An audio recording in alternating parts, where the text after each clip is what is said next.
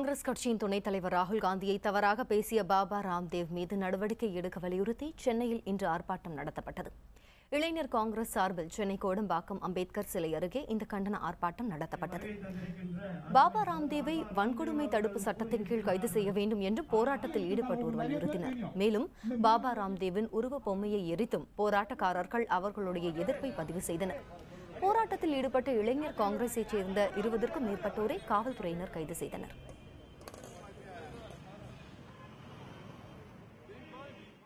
பாபா ராம்தேவ் மீது வன்கொடுமை தடுப்பு சட்டத்தின் நடவடிக்கை எடுக்க வேண்டும். அவரை உடனடியாக மத்திய மாநில அரசு உத்தரப்பிரதேச அரசு உடனடியாக கைது செய்து வன்கொடுமை தடுப்பு சட்டத்தில் கைது செய்து உடனடியாக அவர் செயலில் அடைக்க வேண்டும். இந்தியாவில் இருக்கின்ற அனைத்து தாழ்த்தப்பட்ட மக்களுடைய உணர்வுகளுக்கெல்லாம் பாபா ராம்தேவ் அவர்கள் மதிப்பளிக்க வேண்டும். அந்த உணர்வுகளுக்கெல்லாம் அவர் பதில் சொல்லியாக வேண்டும்.